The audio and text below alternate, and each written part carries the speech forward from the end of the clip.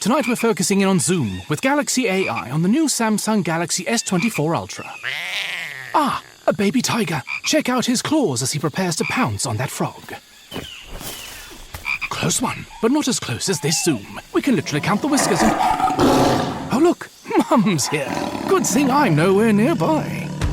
Go wild with Galaxy AI on the new S24 Ultra and zoom in on the epic day or night. Get yours now at Samsung.com.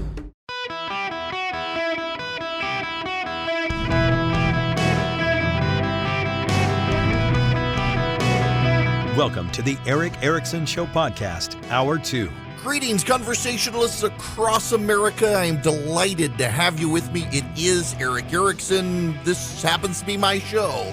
Yes, face for radio, voice for print. You're stuck with me. 877-973-7425 if you wish to be on the program. Very, very happy to have you. I got to begin with this story from ProPublica. I don't fault them. Don't want anyone to hear me say ProPublica should not have done this. Let me read you just the headline and the subtitle here. Wealthy executives make millions trading competitor stock with remarkable timing. Never before seen IRS records show that CEOs are sometimes making multi-million-dollar bets on the stocks of direct competitors and partners, and doing so with exquisite timing. On February 21st, 2018, August Strundle, an Ohio billionaire, made a remarkably well-timed stock trade. He sold $1.1 million worth of shares of Syneos Health the day before a management shakeup caused the company's stock to plunge 16%. It was the largest one-day drop that year for Syneos' share price. The company was one Trondle knew well. He is the CEO of MedPace, one of Syneos' chief competitors in a niche industry. Both Syneos and MedPace handle clinical trials for biopharma companies, and that year they had jointly launched a trade association for companies in the field. The day after selling the Syneos shares in February 2018, Trondle bought again at least $3.9 million worth. The value of a Syneos stake then rose 75% in the year that followed. In February 2019, Trondle sold much of that position, netting $2.3 million in profit. 2 days later, Syneos disclosed that the Securities and Exchange Commission was investigating its accounting practices.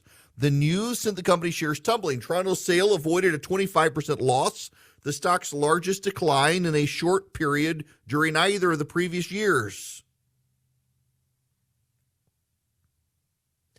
Now, this shows a pattern of the wealthy and well-connected doing things like this, which none of you can really be surprised by that, can you?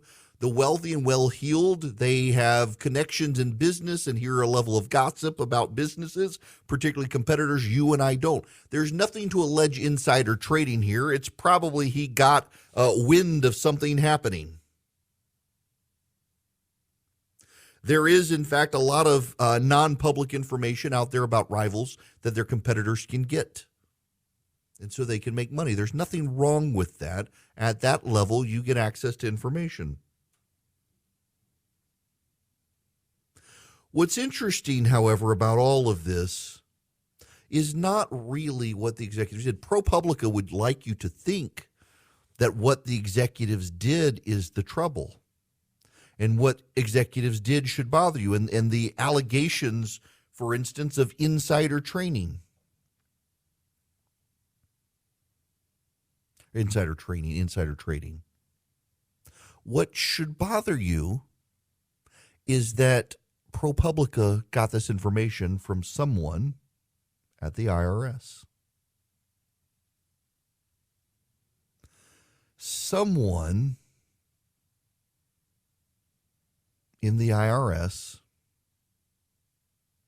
leaked information. No other executives in ProPublica's database appear to have traded in shares of rival companies on the scale of Isaac Larian, the CEO of MGA Entertainment, whose Bratz fashion dolls competed with Mattel's Barbie dolls. Larian traded hundreds of millions of dollars worth of his rival securities between 2005 and 19. Records show Larian also traded, often profitably, in shares of Hasbro, another close competitor. Over a recent 5-year span, Larian earned about $28 million in profit on Mattel trades. That equates to an 11% return on his investment, which sounds like a modest outcome until you consider the Mattel stock crash by 57% during the same period.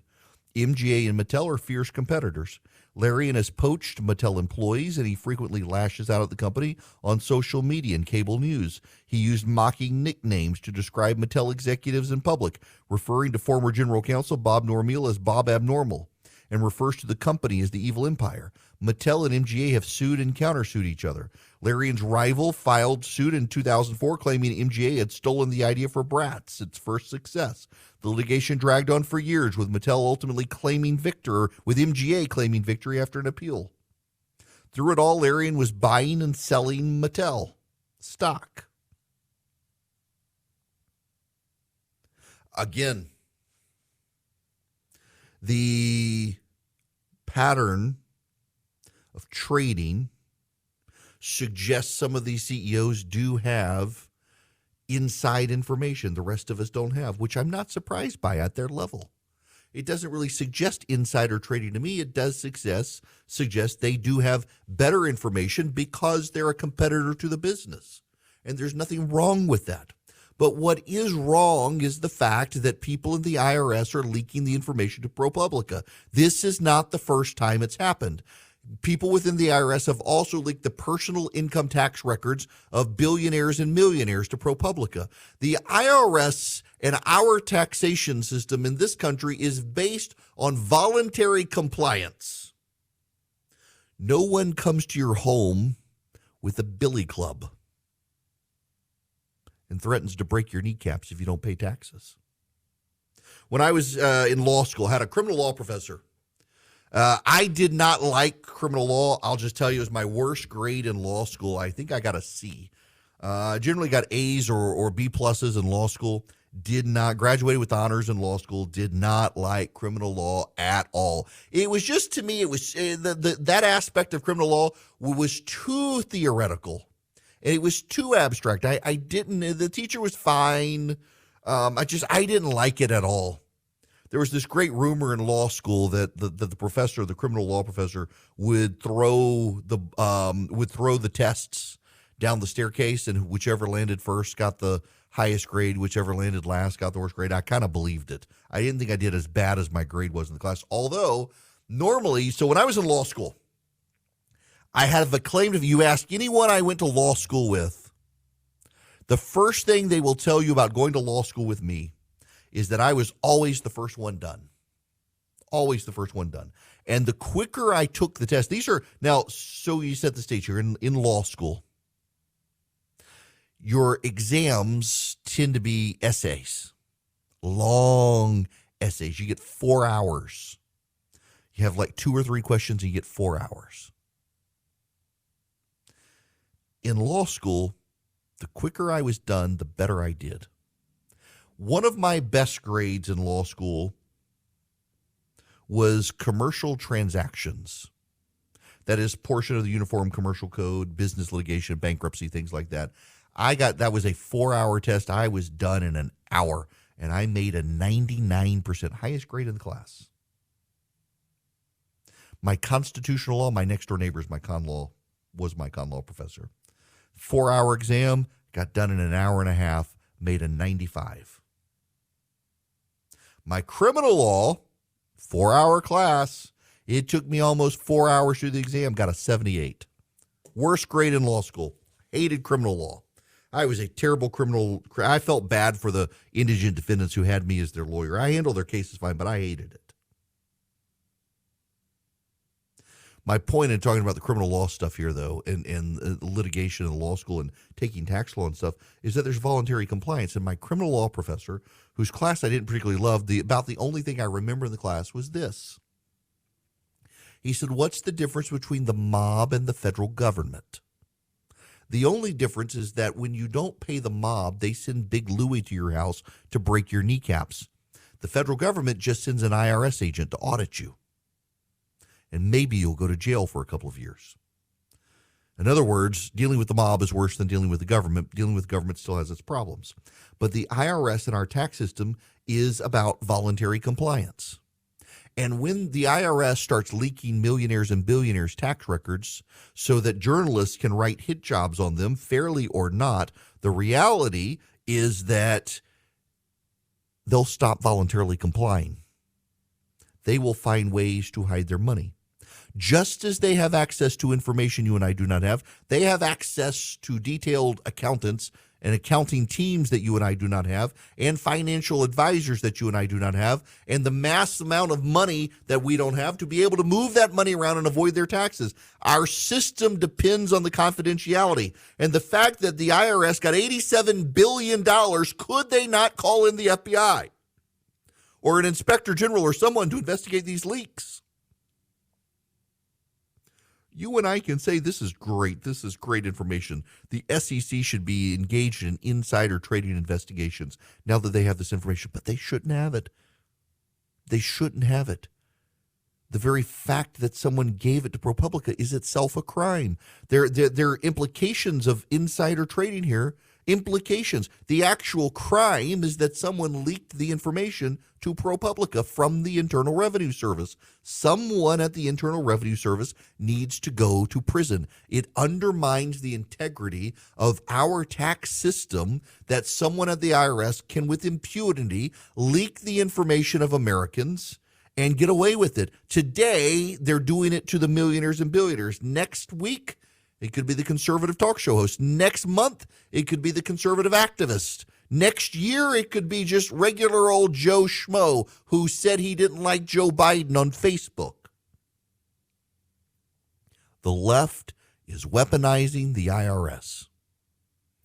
And by the way, for progressives who say this is no big deal, wait until the Republicans take back the White House. You know the day will come. There's no such thing as permanence in politics. You're setting precedents with this that the right will surely grab hold of. Can you imagine Donald Trump as president of the United States, and suddenly the tax returns of left-wing organizations start getting leaked? The tax returns of progressive donors to the Democratic Party start getting leaked? Do you think that the right won't cover them? Do you think the right won't give them tissue? You think ProPublica won't write about the leaks? They will, even though they're on the left. They would eat that up because what do they hate more than Republicans? Billionaires.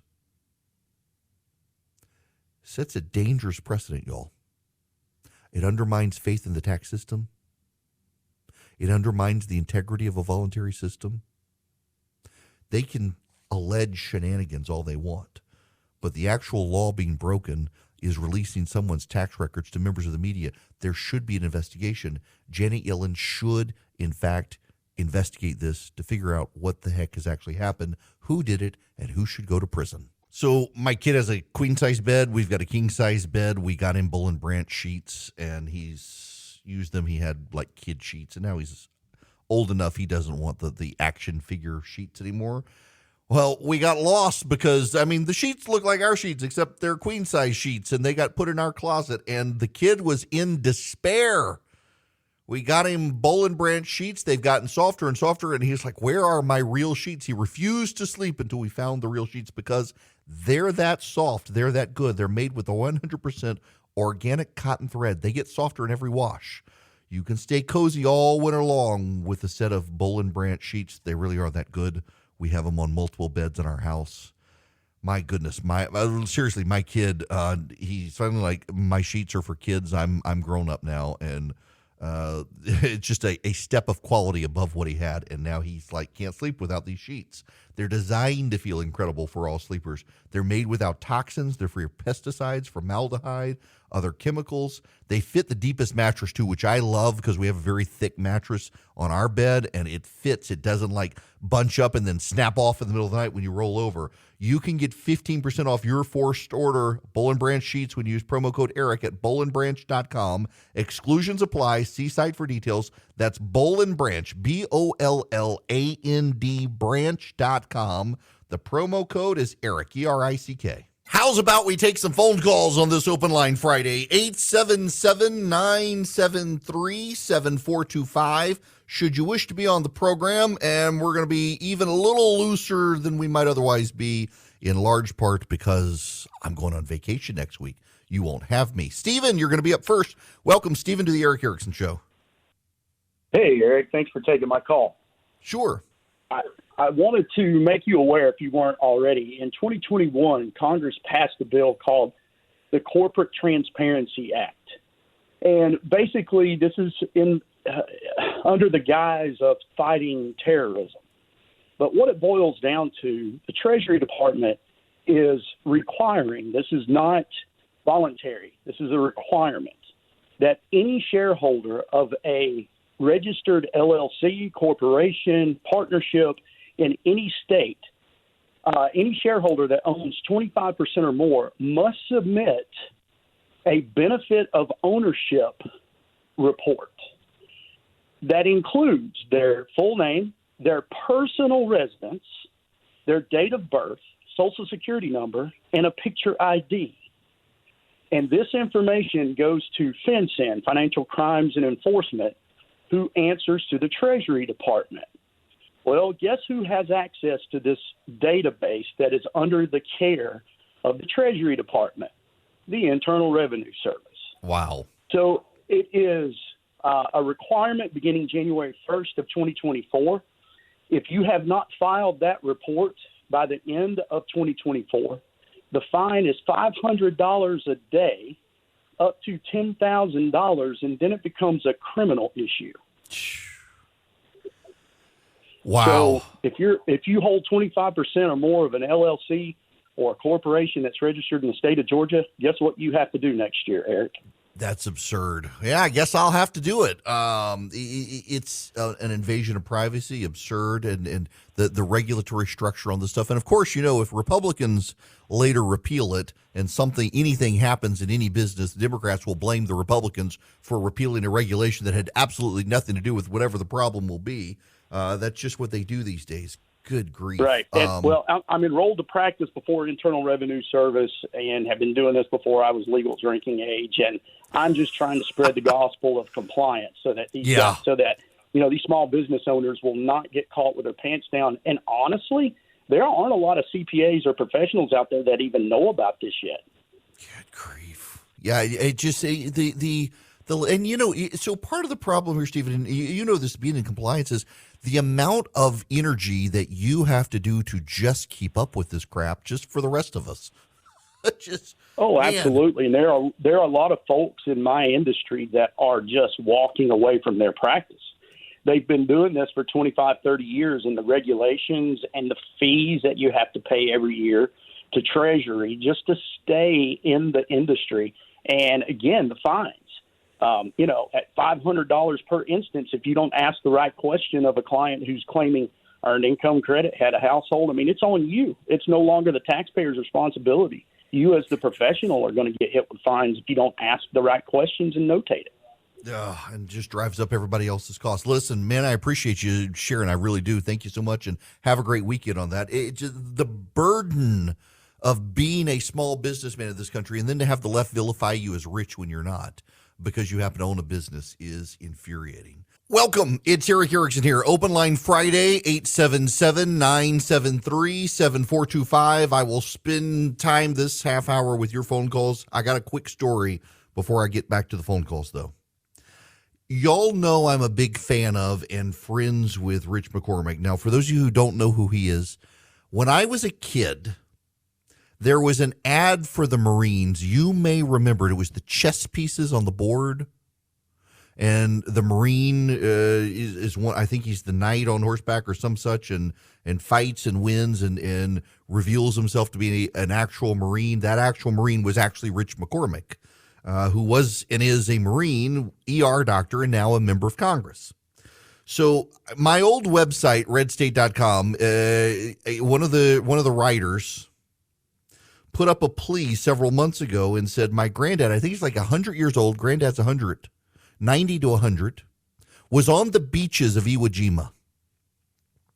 and just wants to talk to a Marine, wants to tell war stories with a young Marine, and they couldn't get anybody to come talk to the granddad had tried, the family had tried, and so the writer just put an open plea up on Red State. Hey, on Twitter, anybody know anyone in the Marines who could just get some young Marine to come hang out with my granddad and let him tell his war stories from Iwo Jima?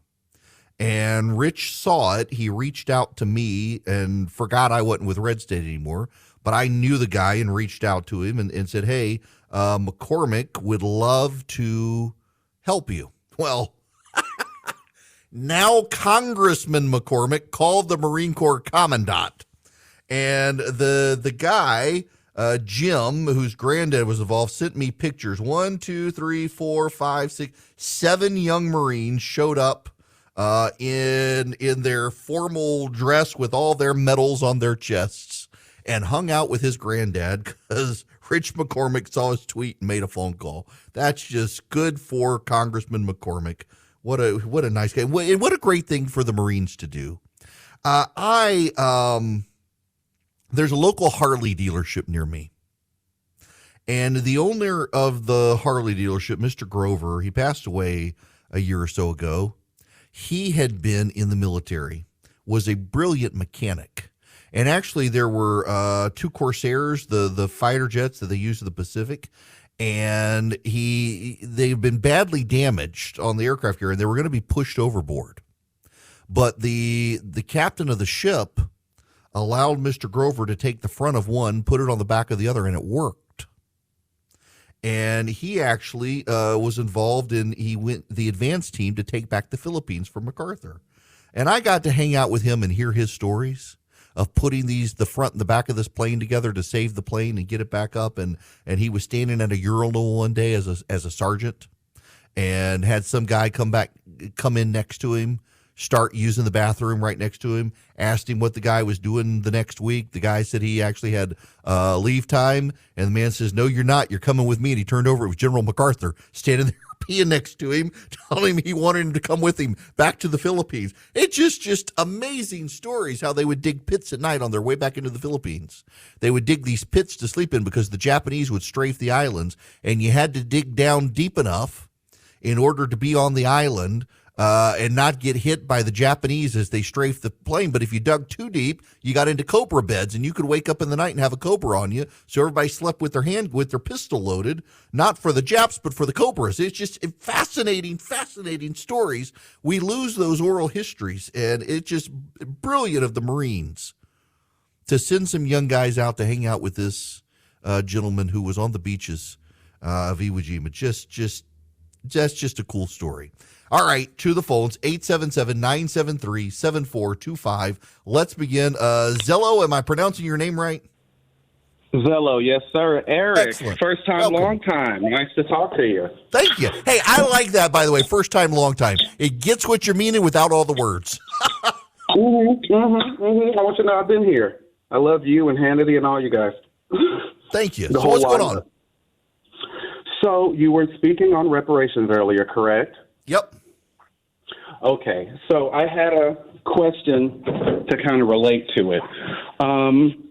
If a company poisoned a body of water, and we find out years later that the families and the communities that were near that body of water had been poisoned, cancer developed, all those types of things, would that company not be liable to make that family whole?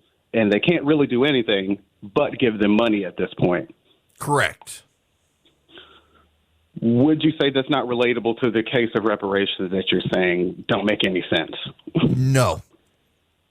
I don't think so, because we sent a bunch of people on battlefields to die to end slavery. And that would be the cost of slavery and everything else that happened afterwards? Yeah, I think so. I mean, it's not a perfect system. Even when, for example, this company makes payment to the families, the spillover effects for the chemicals of the water and whatnot can last a very long time.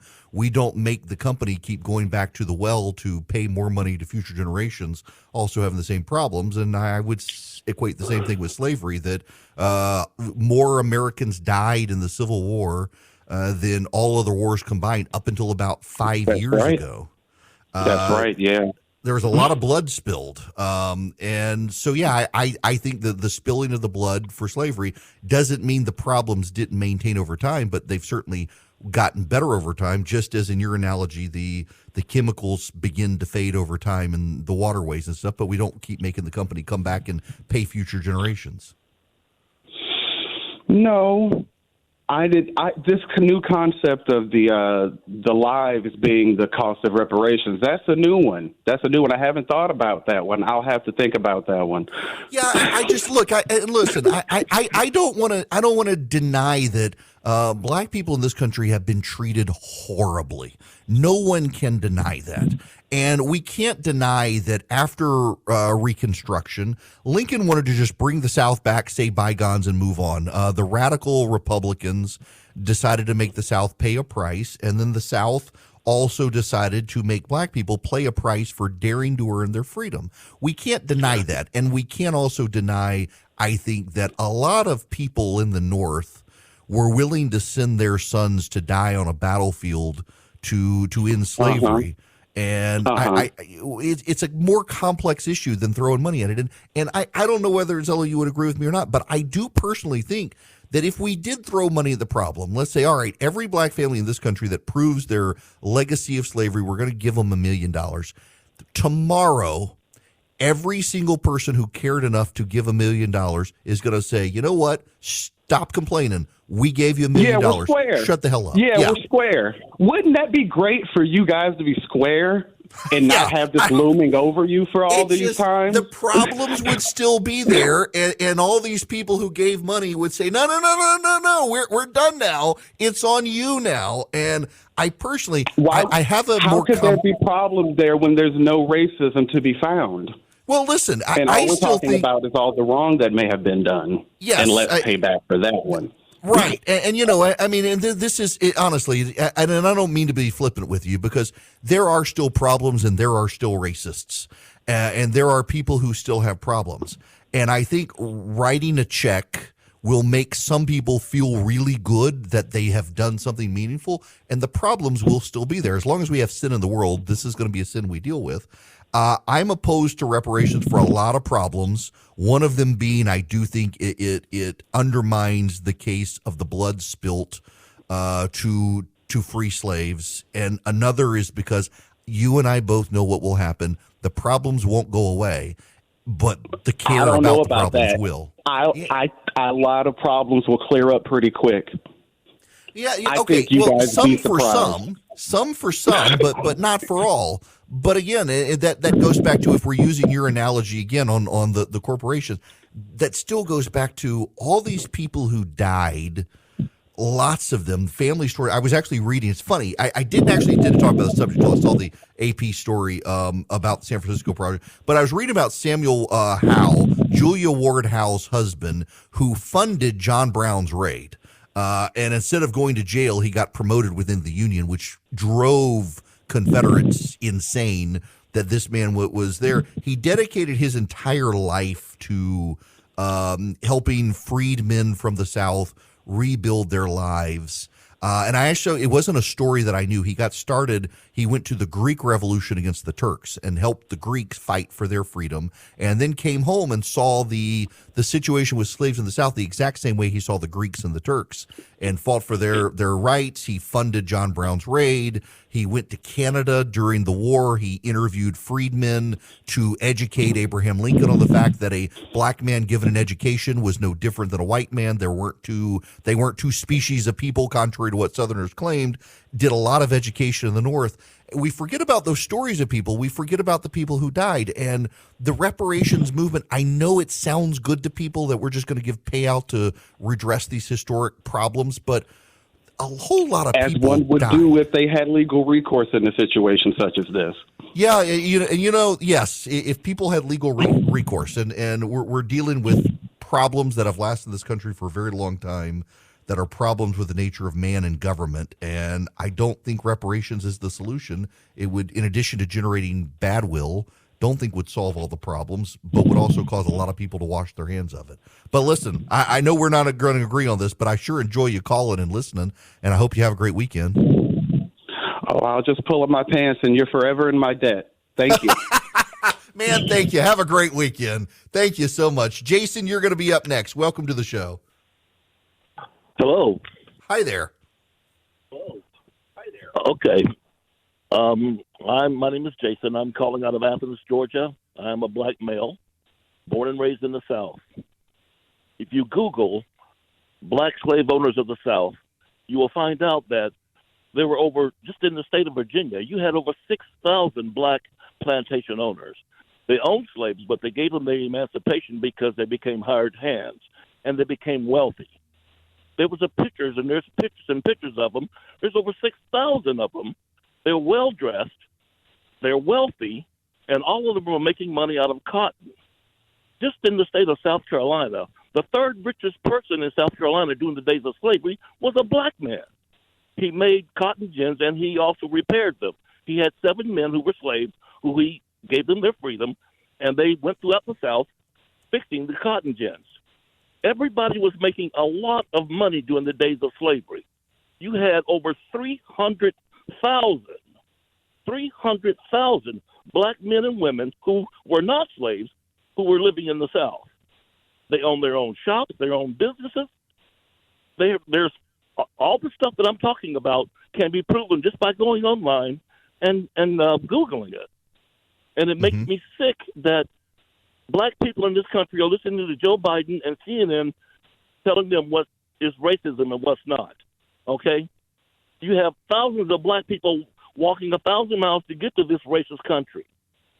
We live in the best country in the world. I am proud to be a black person in this country. I'm well educated. I'm a registered nurse. And I was taught by my father, you do it best and you can get what you want in this country, living the American dream. Well, God and bless your I'm tired father. of black people thinking that white people owe them anything. Well, they don't owe us nothing. Just go to work. Well, Educate listen, yourself. Jason, I appreciate it. Thank you very much for that. You know, you remind me of the story I heard from, it was Dave Chappelle, actually, about William Ellison. And he's who you're talking about. William Ellison was a slave who became a slave owner and fixed the cotton gins to keep the slaves enslaved. And when the war broke out, William Ellison supported the Confederate States of America and funded the Confederate Army. William Ellison, black slave turned slave owner who funded the Confederate Army because he was making a killing at fixing the cotton gins and didn't want slavery to go. I would never have known that history, but for a Dave Chappelle stand-up bit. All right, we got to take commercial break. I'm enjoying the calls. 877-973-7425. I got to tell you right now about Advantage Gold. You can call them at 800-450-2566. Not to complain about me, but I actually ask them questions about using gold in your portfolio. 401k, IRA, individual investing. The rules are different for each, and Advantage Gold can explain them to you. They can explain how you use gold in your portfolio, how it can ease the ebbs and flows of inflation, the wild stock market ride that we're on right now. They're deeply educational. What I love about them is when I was vetting these companies, I was reaching out to a number of them just on my own, didn't tell them who I was, had questions. They were one of the very few that wasn't gimmicky. They didn't spam me when I called. They didn't keep bothering me. They wanted to answer my questions. Not only did they want to answer my questions, but they actually satisfied a lot of the answers I had. They're TrustLink's #1 highest rated gold company 7 years in a row. I can see why. If you don't believe, just reach out to them yourself. 800-450-2566. With the turbulence in the stock market and all, Advantage Gold might be able to bring you up to speed on how to use gold for your retirement strategies, for your general investing strategies. 800-450-2566.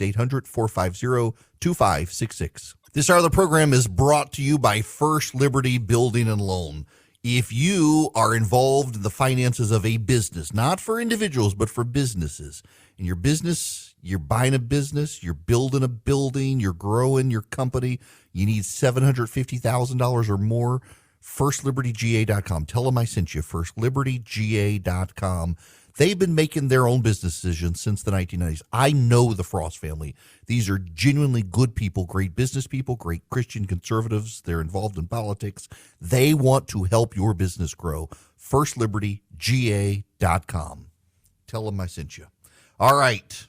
We got a lot of other stuff to do. I don't have time right here to take phone calls and do justice, so stay on the lines. 877-973-7425. I'll come back and we will start. But right now, I got to tell you, the internet is a useless garbage place, which you already know. So, do you know who Meg White? Do you know who the White Stripes are? Jack White and Meg White. Okay, Meg White is not a great drummer. She's a good drummer. She's a proficient drummer. She's a great drummer for the White Stripes. But in the history of rock and roll drummers, she's not a fantastic drummer. And this has been widely, when the White Stripes came out, widely acknowledged that she was proficient at what she did, but she wasn't considered like some fantastic drummer. My buddy Dan McLaughlin, who writes at National Review, wrote as much. It was acknowledged by a reporter named Lachlan Markey that this was true. And the left went nuts for daring to have the audacity to say she's not a great drummer. And she's not. And the reporter, Lachlan, was forced to apologize to people being offended.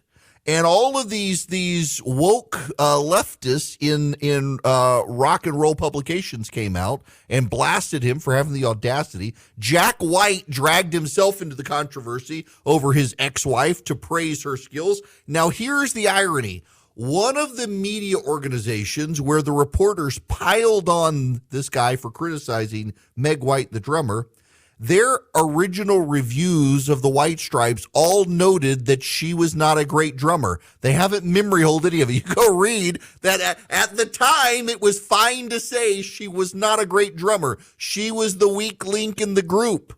Now a conservative had the audacity to say the same thing, and everybody's got to be canceled for criticizing Meg White, who is objectively not a great drummer. She's fine for what she is. She's a successful multimillionaire musician, but she is not at the vanguard of being a drummer. She just never has been, and all the reviewers acknowledged it at the time, but now woke politics has infested everything, and you're not allowed to say stuff like that anymore, even if you privately agree.